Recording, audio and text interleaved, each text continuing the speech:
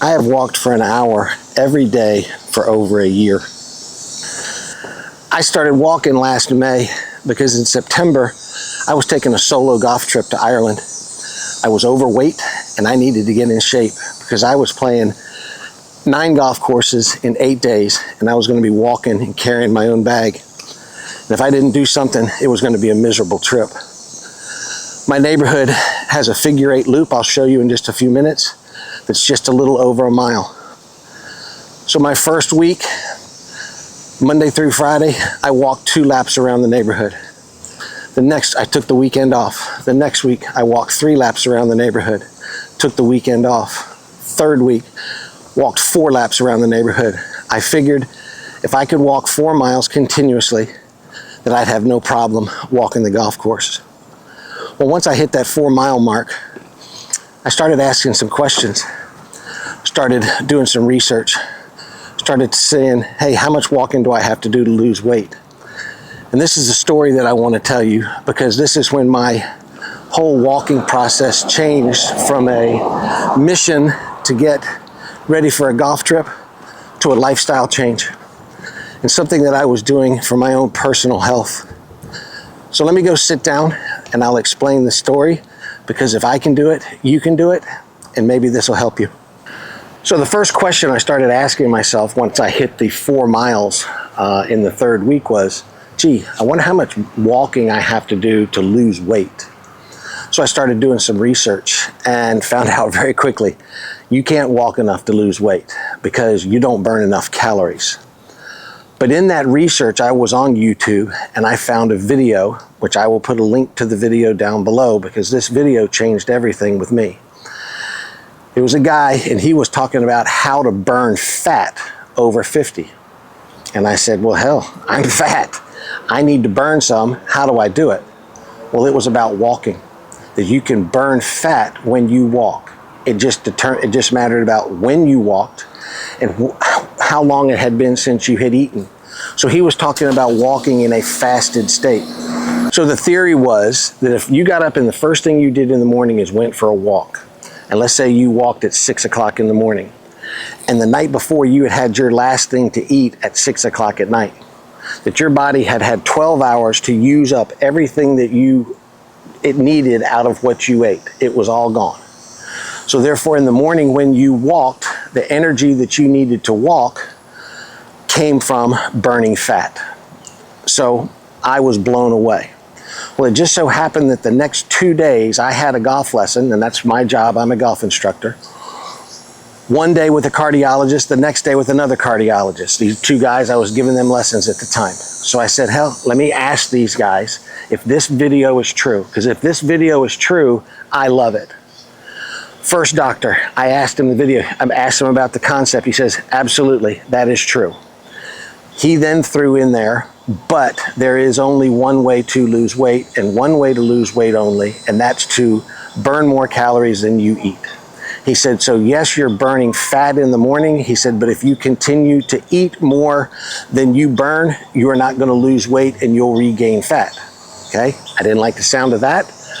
But yes, I would be burning fat. Second cardiologist the next morning, I asked him, he confirmed it. Yes, that's true.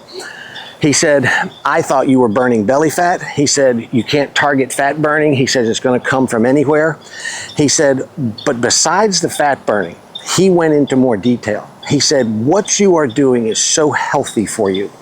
He said, it's burning all of this fat, and he says, it's the type of fat that gets around your organs. It gets around your heart, it gets around your liver, it gets around your kidneys.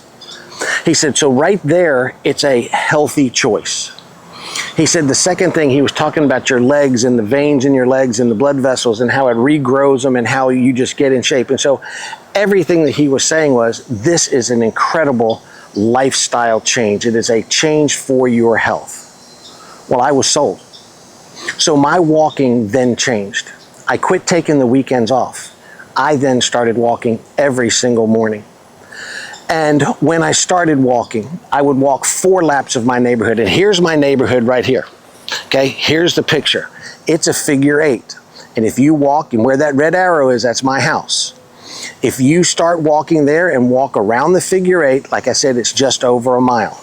So when I've done 4 laps, I'm really doing like 4.2 miles. So when I first started walking, I was walking at a pace that would be like that I would walk on the golf course. And it took me about an hour and 4 minutes to walk the 4 laps. And I quit as soon as I got to the intersection right here by my house, because you can see I was in the corner.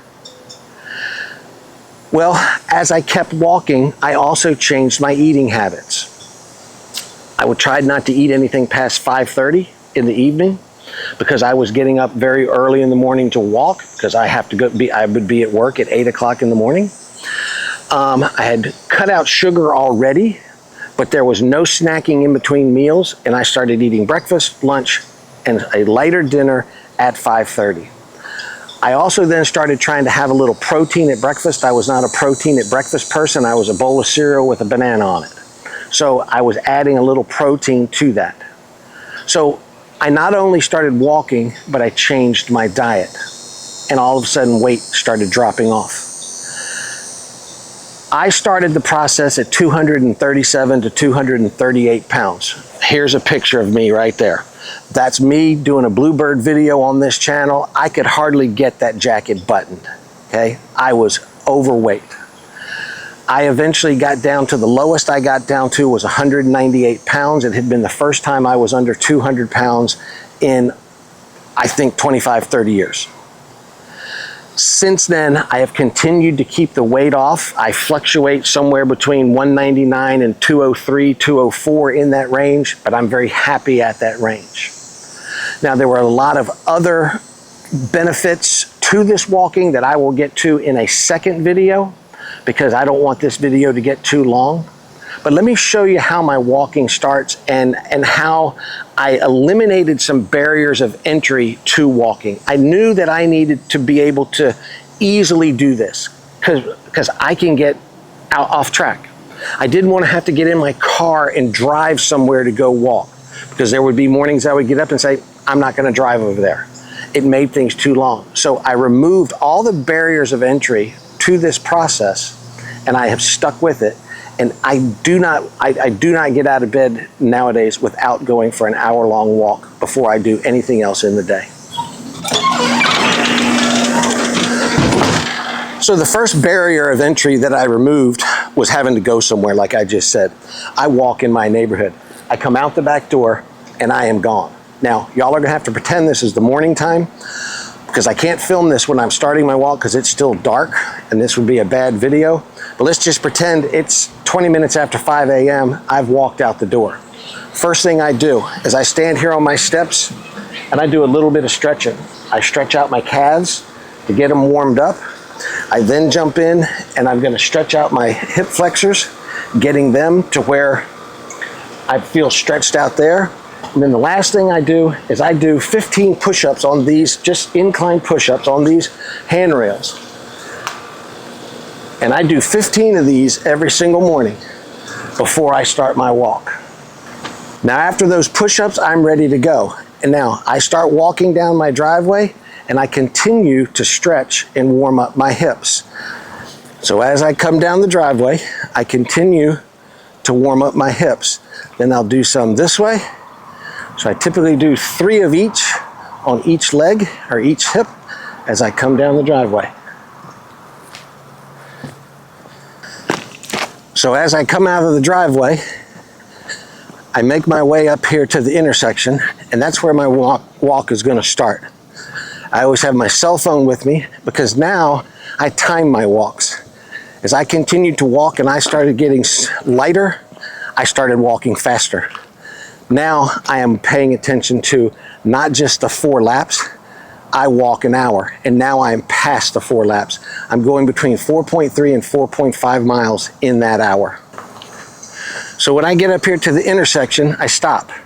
I've got my phone out and I'm looking at the clock because I want to start my walk the minute that clock ticks over to the next minute. I don't care exactly what time it is, but as soon as it starts a new minute, I'm going to walk. In the time I'm waiting, I'm going to stand here and stretch more. Remember, it's 5:30 in the morning. I'm tight, I'm a little stiff, so I'm going to loosen up my back. I'm going to do some side stretches to stretch the inside part of my hips and my hamstrings. okay? I'm gonna stand up, I'm gonna get my shoulders loosened up. In the second video, you're gonna see that I do shoulder exercises now on my walk because I have a tendency to have a little tendonitis. So I'm standing here loosening up, stretching, getting ready to go. As soon as that clock ticks over, I'm gone and I'm on my walk. Now remember, I said that there were no barriers to entry for me in walking. And I just said out there, I don't have an app, I don't have any devices. Anything is tracking my walk except for me looking at the clock. I've driven the road in my car, so I roughly know how far it is. And it's all about time now. So I am watching the time. I'm monitoring myself. Every time I finish a lap, I roughly know where I should be. Really nice moon this morning. It's gonna be a good morning for a walk. Okay.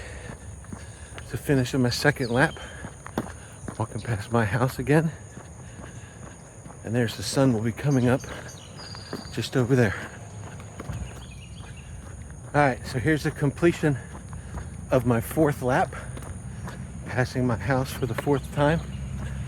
Sun's not up yet. You can see the colors over there starting to turn a little pink. I've got about 3 more minutes to go until I hit my hour. It's been a good pace today. Well, I just finished my hour.